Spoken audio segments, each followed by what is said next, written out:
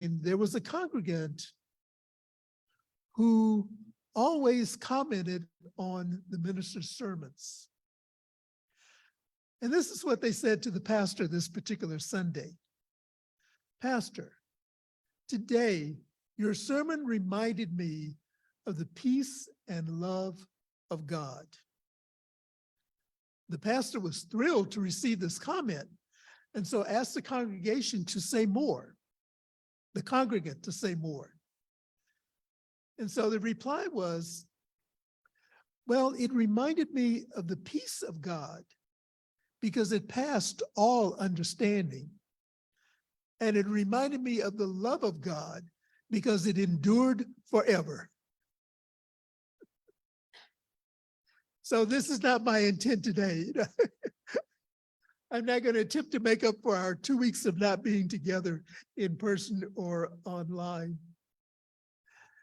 Our theme for the month of January is Root and Reboot.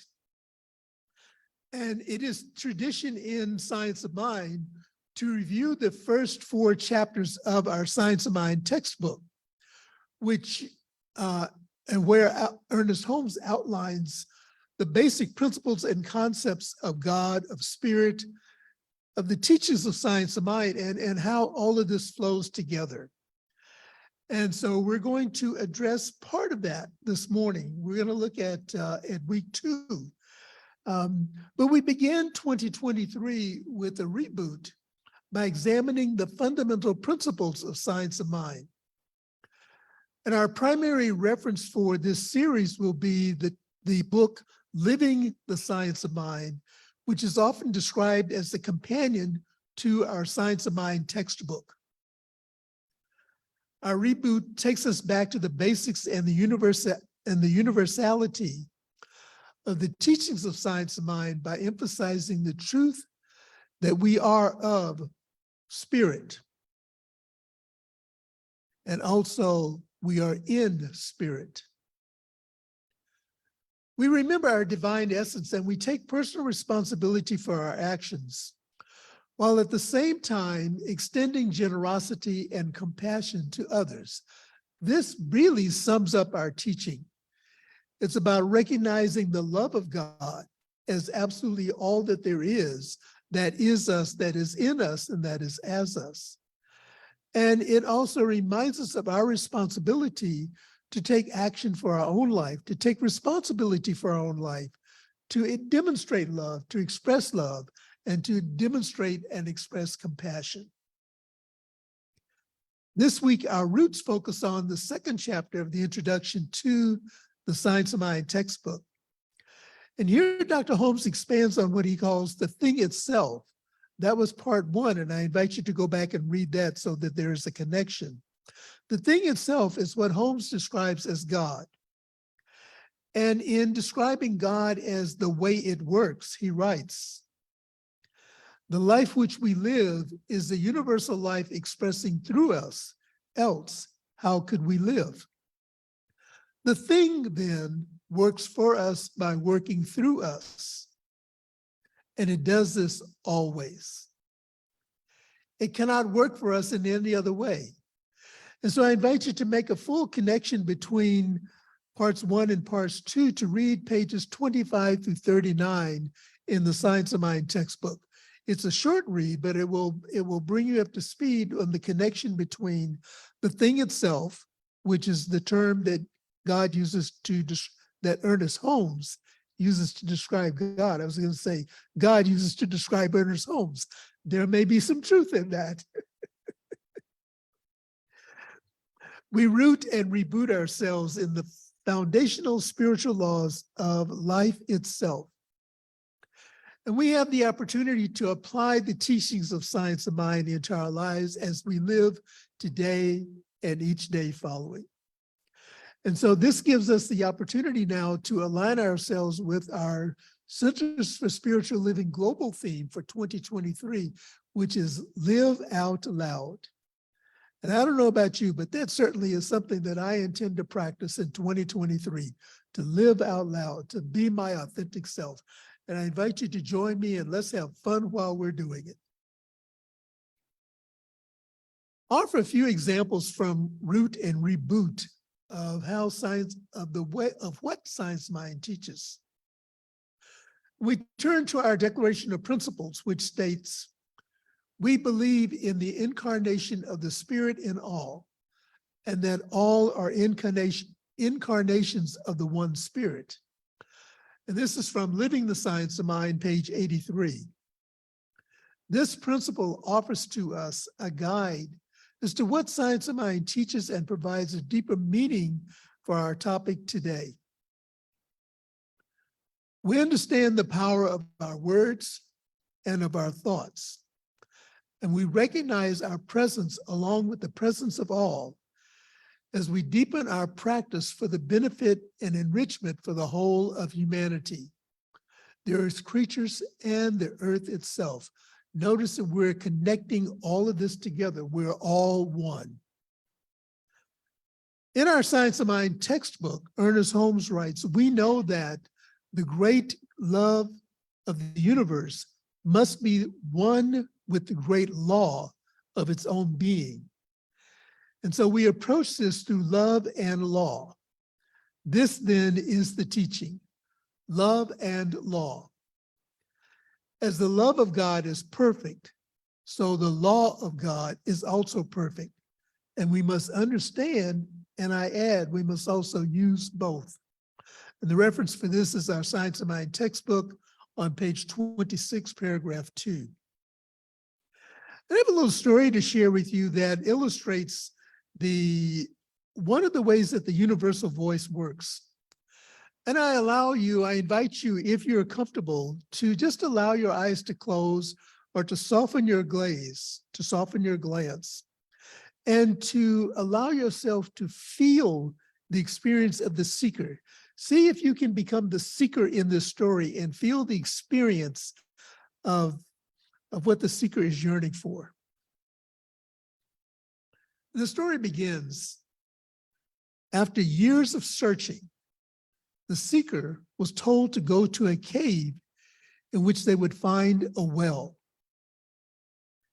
Ask the well, what is truth? And the well will reveal it to you. Having found the well, the seeker asked the fundamental question, what is truth? And from the depths of the well came this response, go to the village crossroad.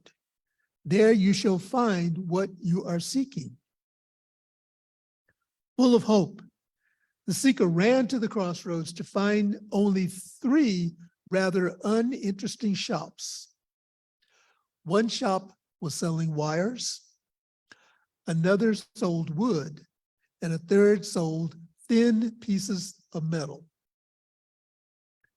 Nothing and no one there seemed to have much to do with the revelation of truth.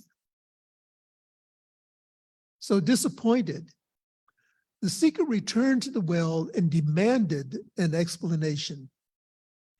The depths of the well responded, you will understand in due time. The seeker protested. However, in return were only the echoes of the seeker's own shouts. The seeker felt that they had been made a fool of. Indignant, the seeker started once again on the journey seeking the truth.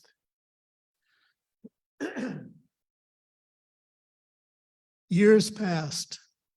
The seeker grew older, moved more slowly, and began taking more time in seeing things more completely. One night, as the seeker was walking, the sound of sitar music caught their attention. It was beautiful and played with great mastery and inspiration. Profoundly moved, the seeker felt drawn to the sitar player. Looking at the musician's fingers moving over the strings, the seeker began to see the sitar itself. And then realized the sitar was made of wires, pieces of metal, and wood, just like those seen in the 3 stores at the crossroad. At last, the seeker understood the message of the well. We have already been given everything we need. Our task is to assemble and use it.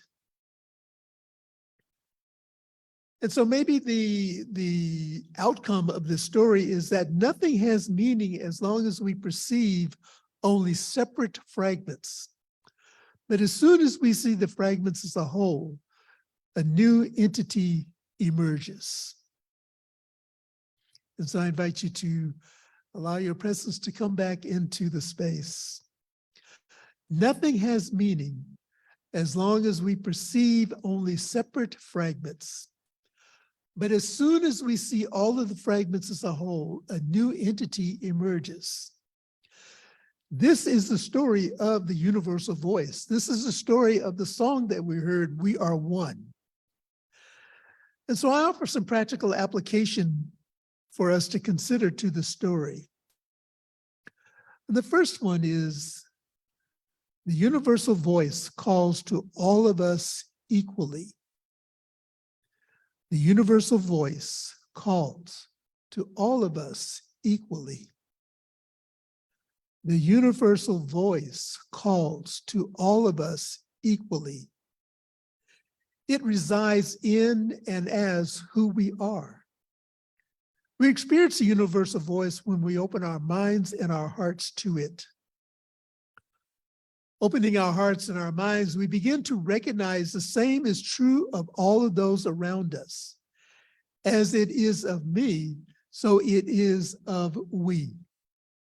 As it is of me, so it is of we. Our goal then is to see the world as one expression of the divine, like a moving, living, breathing kaleidoscope of color, all connected to one single source. And I remember as a kid, when I was reading through the notes on this, I remember as a kid looking at the kaleidoscope and turning it and seeing the colors jumble up and then come together and form a different pattern. It was just very exciting. Our second illustration is Ernest Holmes says that everyone is a potential Christ, meaning the entire manifestation of God. And everyone has inherent God power within. When we see ourselves as Christ's potential, we begin to move into that realm of consciousness that is open at the top. And we use quite often in Science of Mind and in some New Thought teachings, the phrase open at the top. And what this means is that we are open to illustrate the creative process in its infinite and in its ability to express. This is another way of describing the creative process, that we're open at the top to receive and illustrate the creative process. This awareness moves us out of our traditional roles of hero, villain, or victim into a world where we see each other as creators, as collaborators, and coaches.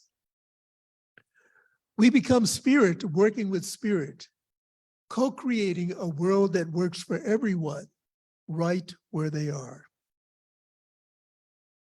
And then our third illustration comes from the essay, Getting Along with People by Ernest Holmes. This also is in Living the Science of Mind. And he writes, the well-adjusted person is one who has permitted to be an individual, one who has been permitted to be an individual, and one who has learned to cooperate with others. I'll read that again for you. The well-adjusted person is one who has been permitted to be an individual, and one who has learned to cooperate with others. And this is on page 185, paragraph 6 of Living the Science of Mind.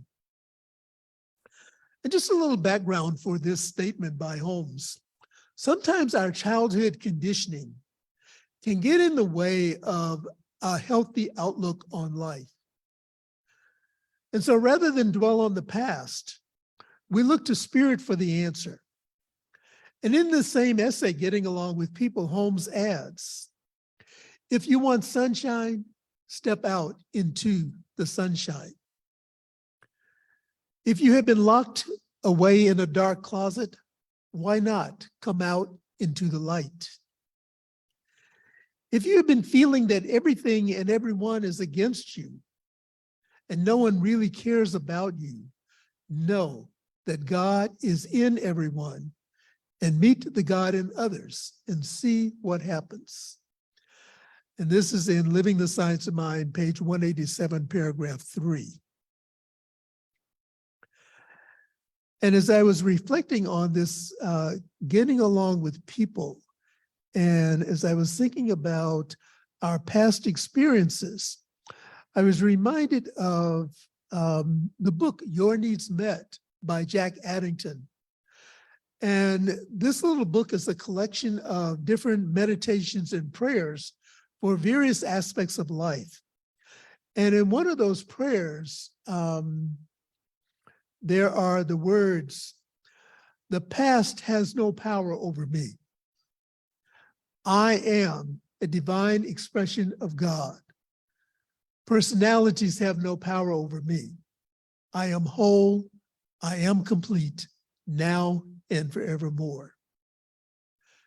And so as we begin to wrap this up, let us remember that our goal is to realize our individual power and to see and honor the same power that exists in and through all of the souls that we meet along this journey called life. We practice singing the universal song of spirit each time we gather by recognizing our inner divinity. And we also see the inner divinity in and through the eyes of those around us. Seeing the divinity in another, we practice making this world a world that works for everyone. And this is our ultimate goal, to create a world that works for everyone. And I always like to add exactly where they are. What works for us where we are works for everyone that is around us, because we're working in unity, we're working in collaboration, we're working in consultation with each other. And so our life work for this week, if you're willing to play along, the practical application is to remember that whatever you choose to do next today, begin by interacting with the spirit that is within the other. Now, I believe some of you who have been paying attention to my talks may challenge me on using the word other, because you may be aware there's kind of a hot button for me because there is no other. We're all one. And yet, for purposes of illustration, I am inviting you to look at someone other than yourself and to see that there really is no other. A little riddle, a little play on words. Seeing a crying baby and their parent in a grocery store as divine beings.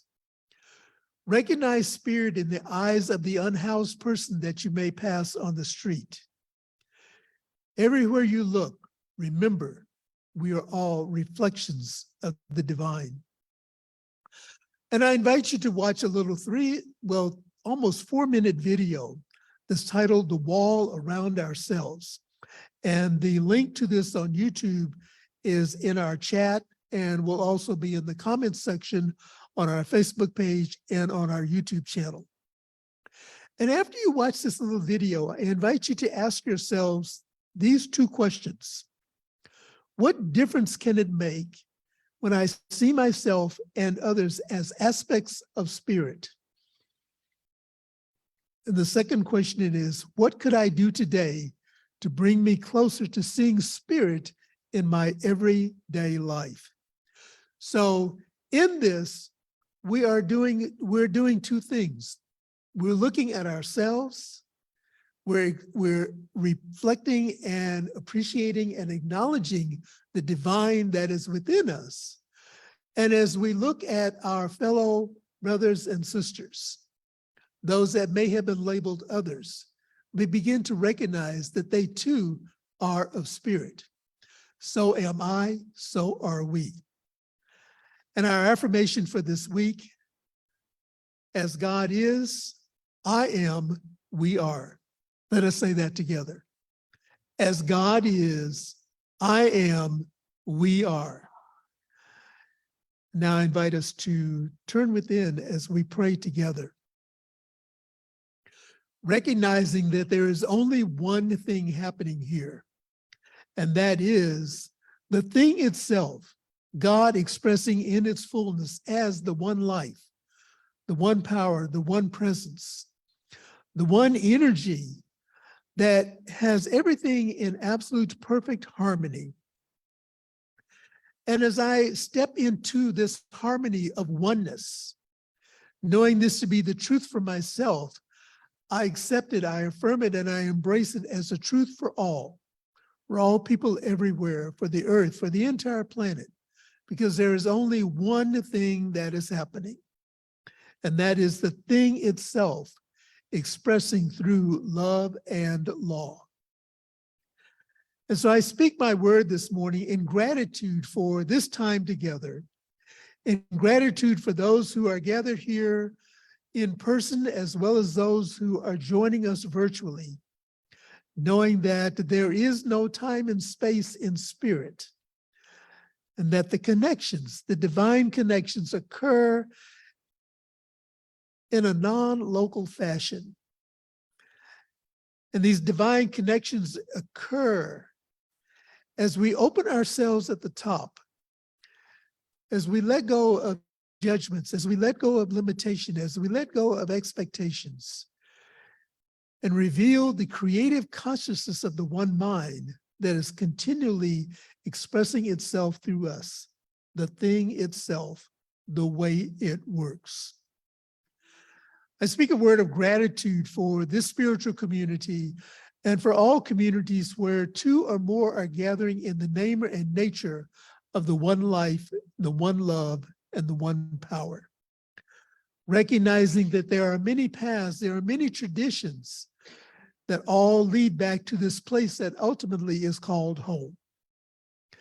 Home resides within the heart of each one, and so I invite each one to go to that heart space right here, right now, recognizing the unity of all life. I speak a word of blessing for those who are experiencing life as it happens. Whether it may be a feeling of life is working for me or life is not working for me, or there are aspects of my life that are not working. This is our natural human experience. And yet, when we reconnect with the thing itself, and we know how it works, we know that everything is working and is conspiring for our highest good and the highest and best for all of those around us. And so in deep, deep gratitude for this time together, I give thanks, releasing this word back into that law, which always says yes. I just allow it to be so.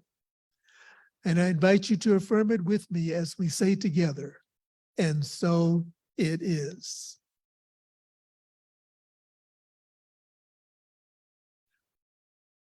Thank you for being with us this morning. Thank you for your presence here.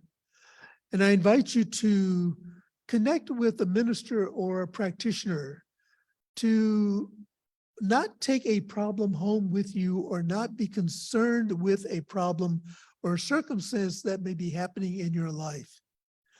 The contact information for our ministers and practitioners is on our website. You can find it on our Facebook page. And also there's the contact information for our World Ministry of Prayer, our Centers for Spiritual Living World Ministry of Prayer, and for our partners in Silent Unity that are always available to pray for us and to pray with us. And now it is time for us to share in the experience this morning through gracious giving. We have an abundance statement that I invite us to say together. I recognize the presence of God within as the source of my abundance. Out of my abundance consciousness flows everything I could desire in a life. With gratitude and thanksgiving, I now participate in the uninterrupted flow of abundance. This prosperous experience is evidence of my abundance consciousness. And so it is. And the ways that you may contribute to the center are available on our screen. You may mail in your contributions to our physical address, 400 West Franklin Street in Monterey, California. You may text to give at 831-246-9694, or you may donate through our website online at www.montereycsl.org. We appreciate the way that you continue to support this spiritual community, and your gifts are tax deductible to the extent allowed under our 501c3. And your donations support us in continuing to expand our outreach into the community and to create and bring programs to the community that are exciting, informative, and allow us to come together in fellowship and play. And I would like to invite our virtual community to a couple of things before we say good morning to you. Each Saturday morning, we gather for visioning for our spiritual community, and the Zoom information for that is on our screen. The Saturdays at 10:30. We use the Sunday service Zoom room. And then on Sundays at 10 a.m., we gather in person in our bookstore or online to Zoom to vision for our personal. Our personal visioning is on Sunday. Our visioning for the center is on Saturday. So we invite you to join us and be a part of that experience. On next Sunday, our spiritual living, our Soul Collage returns on next Sunday. And this is hosted by Denise Kaku, and it will take place after service. We'll take a little break, and Denise always surprises us with some delicious snacks. So we look forward to that little break between the service, and then we get into the actual engaging of our creative consciousness, this creative mind of spirit in our Soul Collage experience. You may also join us online for that. And then on the fourth Sunday is our Spiritual Living Discussion Circle. And we have the January Science of Mind magazines available here in the center for purchase. You may also subscribe online if you do not receive a hard copy at your home. And our discussion this week will be on the topic Roots and Rooted. So we invite you to join us for that. And lastly, just a reminder of many ways that we can support our spiritual community. And one of those is through making our purchases through Smile at Amazon.com. Designate the center as a recipient of the tithe from Amazon. Amazon ties back to communities through the Amazon Smile program. And the information for that is on our website, and you may also find it in our e-newsletter. And so to our virtual community that has joined us this morning, we say Happy New Year. We love you. We appreciate you. We thank God for you. And we invite you to join us next week as we continue our theme for the month, Root and Reboot. And we will look at the internal song. The internal song will be our theme for next week. So we bid you Godspeed.